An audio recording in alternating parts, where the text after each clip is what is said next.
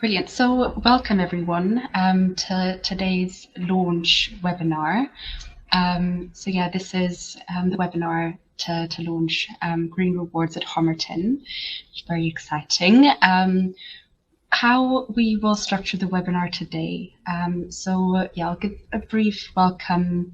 I'll talk about the program then. So my name is Siobhan. I'll talk about the program, give a brief overview of what the aims of the program and what can be done within the program. Then I'll hand over to Phil Wells, who will speak a bit more about sustainability at Homerton, what's been done so far and what the plan is for the next few years. And after that, Tom Netto will speak about how sustainability and well-being link together. And then after that, we'll have a quick quiz and some poll questions, and then we'll have the opportunity to have a quick question and answer session if there are any open questions. We will be recording the webinar and we will be sending around the recording, so you have a chance to look at the recording after today as well if you wish to. So as you can see on the slide already, the simple steps included in the program is to sign up to the platform, to Green Rewards. You can take part in activities to earn green points. You can climb the leaderboard and then win exciting rewards. So the overall aim of the program is to really further sustainability and well-being behavior, and to promote that through easy to integrate activities that you can really do in your everyday life.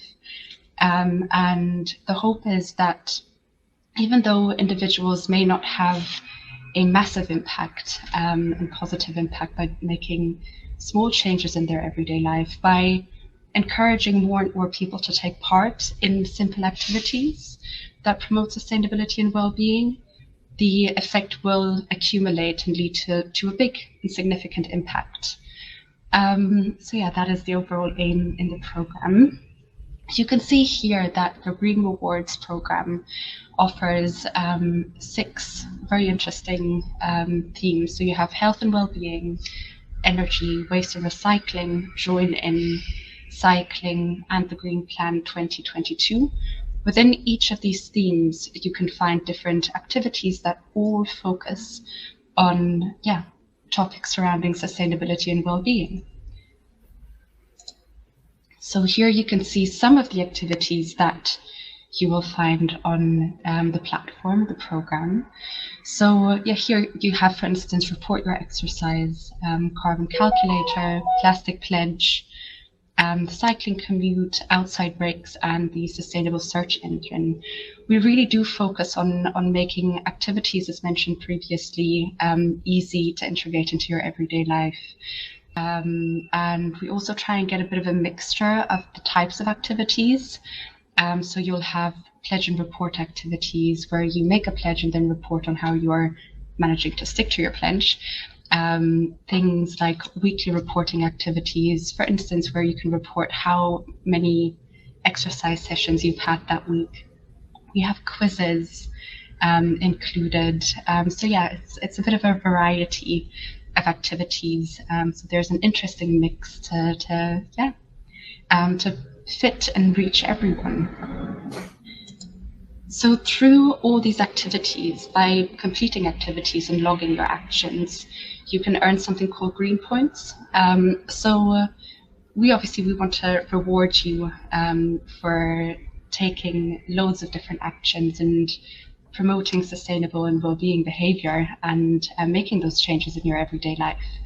So through taking part in activities and earning those green points, you can win as an individual user vouchers once per month. This goes to the 4 users who have earned the most green points within that given month. And you can choose between these different vouchers that are mentioned here on the slide. So you have Marks and Spencer's, Odeon Cinema, Boogaloo Eco Living, B&Q, and Love to Shop. We also want to reward team effort. So once every 6 months, the top point earning team will have a chance to donate £200 to one of these three charities, so Homerton Hope, Mind Charity, and Make-A-Wish Foundation. This is calculated by average points per user within that team to make it fair, depending on how big. There will be some teams that have more members and some that have less, so this just makes it fair. And the team can vote for the charity they want to donate to. So yeah, to sign up to the program, just simply follow this link, homerton.greenrewards.co.uk, to sign up. Alternatively, you can go to the app store and download the app from there. So yeah, thank you. I will now hand over to Phil. Thank you, Siobhan, and thanks to everybody for joining this webinar this afternoon.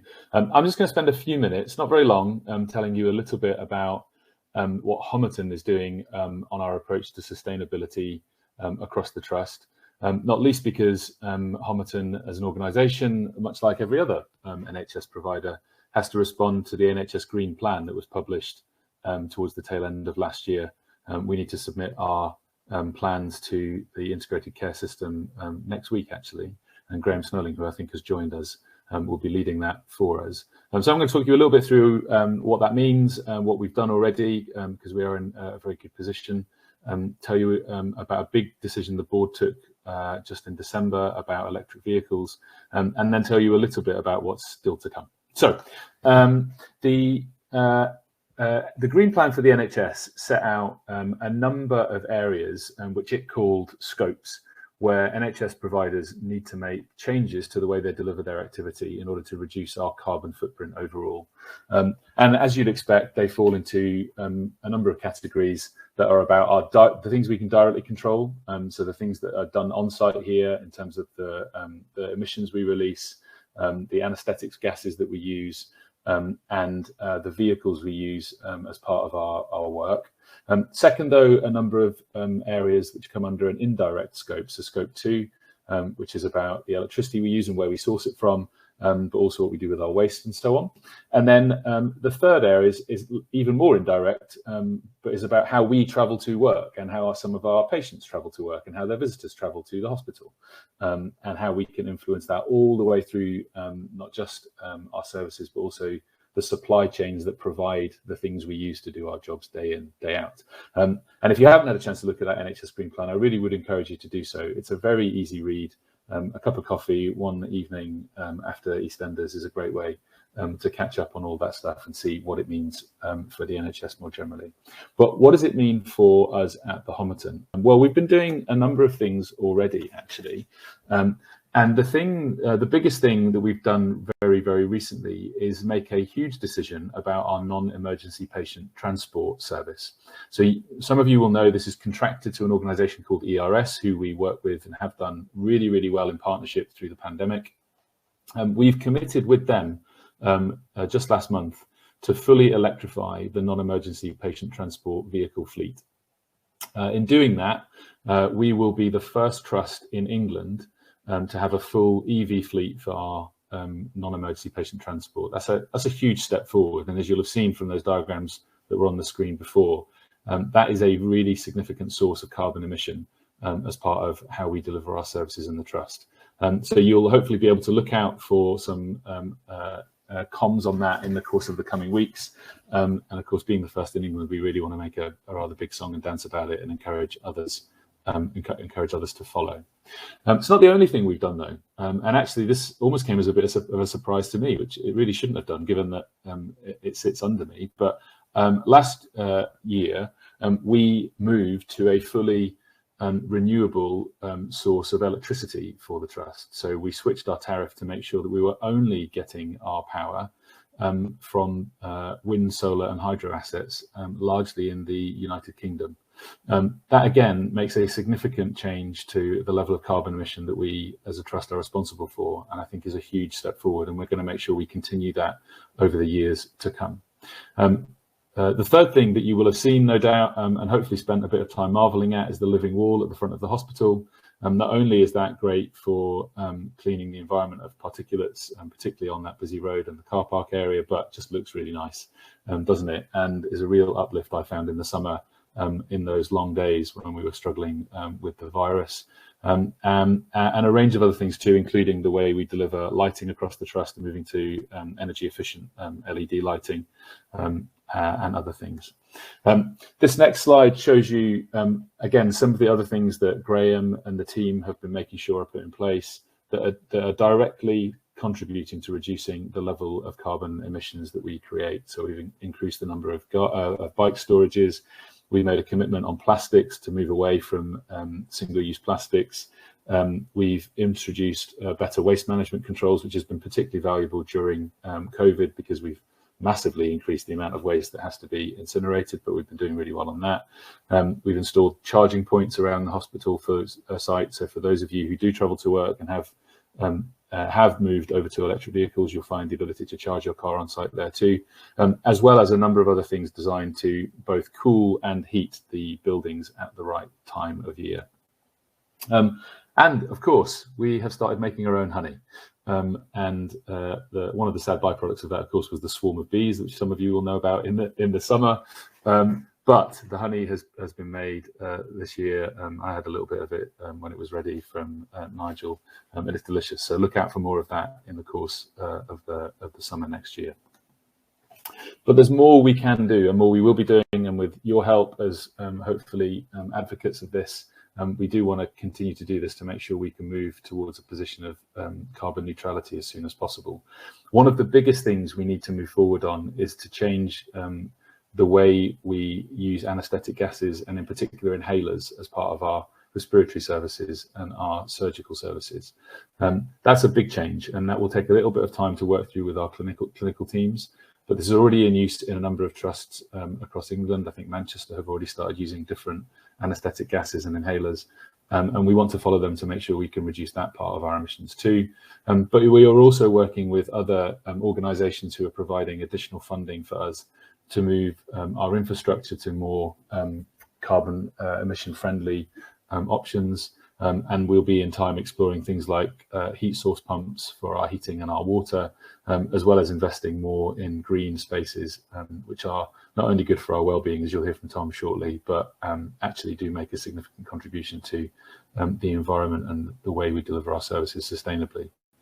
Slightly boring, but really important, is the need to make sure we have some really strong governance around this, so that when we are taking decisions as a trust, we are thinking about sustainability as one of the key determinants of the decisions we make. So very soon we'll be introducing some new sustainability governance into our overall structures as well.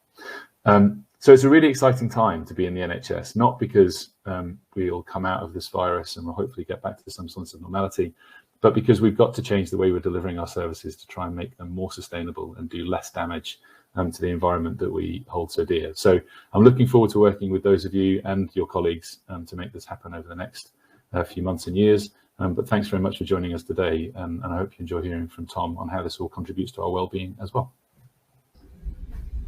Thank you, Phil. That was, very interesting. Brilliant. Then, next up is Tom to talk about well-being and sustainability. Thanks, Siobhan. Hello, everyone. And just to echo the thanks that we've already given to those of you that have made time today, and hopefully those of you that, the many of you will watch this very short summary in the days and weeks ahead. As this first slide says, I think what this whole initiative allows us to do is make choices as an organisation and then as individuals to care for our planet in a way that I think is innovative and engaging, but also that we can combine that with steps that we take to care for ourselves. If we just move on to the next slide, Siobhan, that would be grand. We've been focusing a lot in the last 12 to 18 months on people's health and well-being for obvious reasons, but it is worth just reiterating them, that we know the level of pressure that people have experienced outside of work as a result of COVID, but also particularly across our organisation on our acute site and across our community services, and for those services that support our patient-facing roles, the community support roles like estates and facilities and the people team. And we know that there are a number of things that allow us to pay really good attention and care for ourselves. Those are things that we can do as an organisation, but there are also things that we can do individually. And of course, this whole initiative is about finding ways in which we can motivate ourselves and compete with each other around our own health and well-being and that of our teams. Just to give you a quick sense of the framework of this, what we have come to understand through best practice and research is that there are probably 3 areas that make a real difference to our health and well-being when we're at work. So the first is autonomy.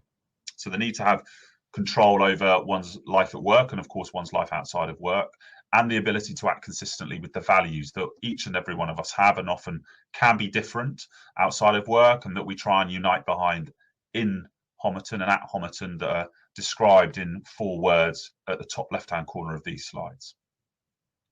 By taking steps to live more sustainably, it gives us control over how we impact on the environment. And if you're like me,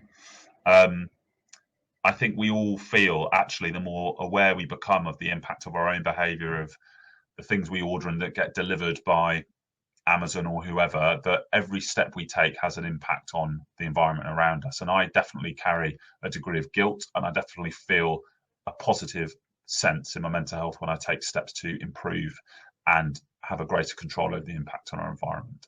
So there's a link there. The other area is belonging. So the need for us to feel like we're connected to others, that we're part of a team or a larger organisation. And building this whole initiative will allow us to build connections with each other. There's common goals we can sit behind. There's also competition, sense of competition we can enter into, healthy and positive competition, of course. And it allows us to feel like we're collectively with the same values moving towards a common goal, which is often thinking about the impact that we have on our environment at work and outside of work. And then the last area that we've been really thinking about, this framework, if you will, for how we think about our health and well-being at work, is that if we can improve people's need or meet the need that people have to make a positive difference and achieve outcomes that feel valued by us as individuals, but also by colleagues, then we also know that that has a really positive impact on how people feel at work. And so, again, this whole initiative gives us the opportunity to feel part of a collective effort to reduce the impact that Homerton has on the environment. And as Phil's describing with some of the initiatives earlier, by making changes to the way we light our organisation, suddenly we're reducing the impact by multiple households on the environment. And that's something that if we can do using this initiative through the various challenges we can set ourselves, then I think we can all feel a real positive sense of difference. I'm sorry, Siobhan, I realise now that I could have moved the slides along in the first place, as I knew from the beginning. I think, as Phil suggested, I clearly wanted to feel like Chris Whitty. So thank you for being so patient around that. What are we doing in terms of our sustainability and how does that link and support our well-being? So I just wanted to run through a few things and then I'll stop and see if there's any questions or thoughts or comments that people have. So where we pursue a joint sustainability goal, we need to therefore engage in collective effort. And actually, if we do create the communities through this initiative of people trying to do the same thing, whether that's through cycling, whether that's through other steps, then we know that that will create further senses of community and teamwork, which absolutely have a positive impact on our well-being when we're at work. Equally, I mentioned cycling, our physical well-being, the way we get to places. I try and cycle to work when I can. Not only does it reduce our carbon emissions, but I know how much better I feel in the morning and throughout the day when I've done exercise in the morning. And so if we can encourage more of us to do this, and indeed to do it in a way that we're a part of a community, then we know that that will have a positive impact on our carbon footprint, but also our physical health, as can switching to more sustainable eating habits. And I know that's something that we've worked really hard on in the canteen, and we're fortunate we've got other places that offer really healthy food nearby on Chatsworth Road if we're on the acute site, and nearby on St Leonard's and Hackney Ark as well. Being mindful of our surroundings and taking account of those in the way I described earlier, of course, can be good for our well-being. I described that sort of sense of guilt that I personally hold. No one else may do, but I suspect many of us do, and making sure that we make a contribution through recycling and other steps can make a big impact. Phil talked earlier about a big decision we've made around transport, and while making those steps, certainly for many of us in our personal lives, can feel like we have to spend more money than we otherwise would, actually more sustainable behaviours and decisions such as those that we've described at a trust level do ultimately in time allow us to be more efficient, and actually understanding that, thinking that through, looking at ways in which some of us indeed in the organisation already access electric cars through our car lease scheme, and the financial benefits of that can really help reduce the stress locally and personally of financial well-being. And then finally, there is something around intellectual well-being. So as we learn how to be more sustainable, as we learn and work hard to be organised enough to make sure that we cycle to work, as is the case with me, then of course we learn skills that we may not even realise we're learning around organisation, around commitment. And those are things that actually, if we think carefully about it, is another reason why improving sustainability is something that supports our well-being. So I'll stop there. I hope that's been helpful. What I'm really trying to get everyone who will watch this and is watching this now to think about is, it may not always feel like it's that obvious that there's a link between improving our environmental sustainability and improving our own personal well-being and that of ourselves as an organisation. But I hope if we just give it a little bit of thought, we can see the opportunities to do both. And I think if we can grow those through this initiative, we will find that not only do we improve sustainability, but we really help the well-being of each of us that participate. Thanks, Sean. Perfect. Thank you both. Yeah, I think it's very useful and very impressive also to see the steps that Homerton has already taken in terms of sustainability. The living wall is obviously something that we've also integrated into the platform, because that's something that's very special, and it's incredible to see also, and how sustainability and well-being, or how so many topics and facets link together. So yeah, thank you so much. I can see that there, oh no, it's just a comment to say that that's amazing. Thought that was a question, but thank you so much, Adam. So the next point on the agenda is just a few quizzes or poll questions that we created, just to see how well you've been listening throughout this webinar so far. So yeah, we have 4 poll questions in total. So I'll start the first poll. So this year is to ask, when did Homerton start purchasing electricity from renewable energy sources? Was it November 2020, April 2021, August 2021? You can start choosing now. Just give it a couple more seconds.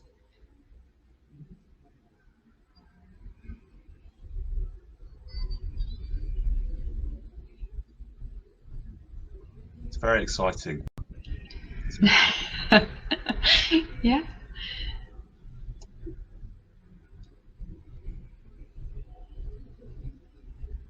Okay, so this is a close one, but yeah, the majority were correct. So it's April 2021 actually. So well done, whoever chose April 2021. I will get up the next question. So here we're just asking what some of the benefits are of integrating a green living wall. Phil has mentioned a few of them. Yeah, you can start your vote.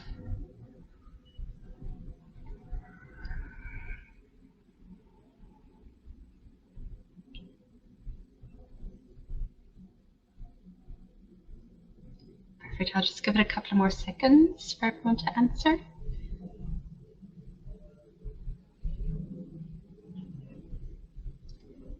Okay, yeah, brilliant. So that's 100% for all of the above, which is correct. So some of the benefits, there's a few more benefits than what we've added here, but green living walls have shown to support the removal of air pollutants. They create thermal benefits to buildings and can also improve a sense of well-being. So yeah, it's all three of them, so well done. So the third question that we have is just about how much the estimated energy saving from installing the window solar control films were. So we have three options here. The first is 55,900 kilowatt hours and 14 tons CO2 emissions. Second is 64,050 kilowatt hours and 16 tons of CO2 emissions, or 72,340 kilowatt hours and 17 tons of CO2 emissions. Just give you a couple more seconds to respond.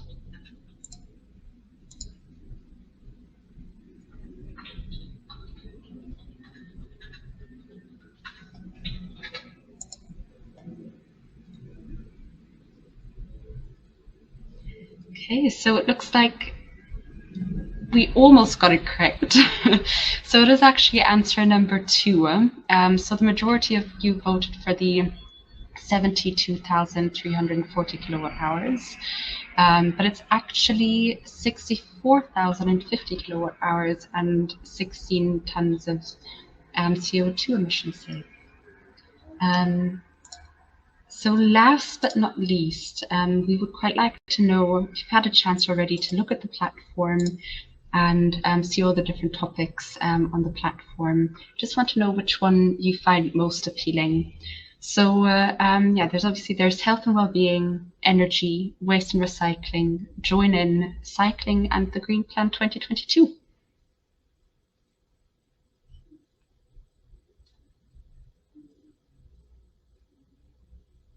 We'll just wait a couple of more seconds.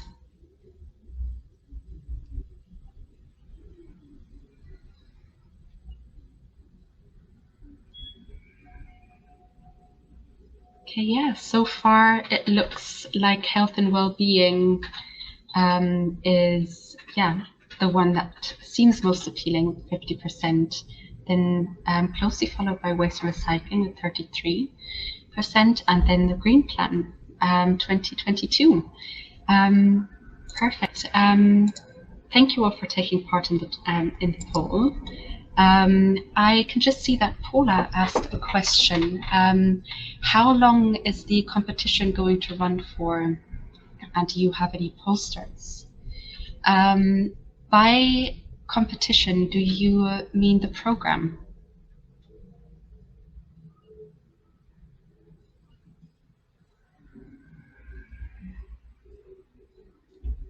Okay. So the program for now is going to run for an initial 8 months. I believe posters, the prizes. Okay, sorry. So the prizes are running. So we have individual prizes which go, or we reward once every month. So at the end of each month, we draw the prizes and then contact the top point earners. Yeah. And then for team rewards, it's once every 6 months. But yeah, those will also be announced. But thank you for your question.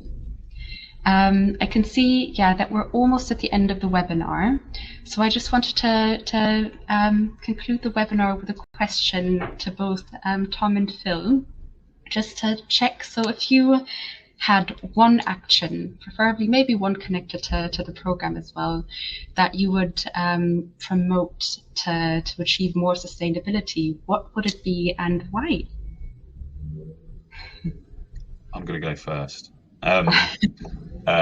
Well, I think the most important thing is for people to download the app and and to start exploring the opportunities that make sense to them and that they're drawn to and that their values and beliefs are drawn to. We could see, I know health and wellbeing came out top, but actually as the poll proceeded, people were talking about other things that they, or highlighting other things they thought were drew to them. So I think there's an opportunity for a lot of people. My action is to do that, but also I think there's something about how we promote this in the organisation in a really active way, obviously in the days and weeks ahead. And we use this really good webinar that you've led, Siobhan, to get people to understand it. Thank you. And Phil? So I'm going to make mine very, very personal, and that's that so much of my day is now spent sitting at my desk, either here at home occasionally or in the office, just staring blankly at a screen, talking to people who I no longer see. Once the weather turns a little bit nicer, I want to make sure I'm having my meetings out by walking around with people, getting a bit of fresh air, actually exercising, and really making the benefit of the environment that we work in, as well as actually having some good conversations with people. Because apparently walking stimulates your mind, and when your mind's working, you make better decisions. So that's what I'm going to try and do. Yeah, both very, very great answers. So yeah, thank you. Yeah, thank you both Phil and Tom for joining the webinar today and speaking. Yeah, covered very, very interesting topics, and I hope for everyone who's been listening in that the webinar was helpful on giving an overview of the programme and a bit of an introduction of green rewards at Homerton, as well as sustainability at Homerton and the steps that have been taken so far and what's in the plan for the future, and also sustainability and well-being. So yeah, thank you all for joining. Yeah, I hope you have a lovely Friday and a lovely weekend. Thank you. Thanks everyone. Thanks everyone. Yeah, thanks everyone. Thanks everyone, done a great job. Really appreciate it. Thank you. Bye.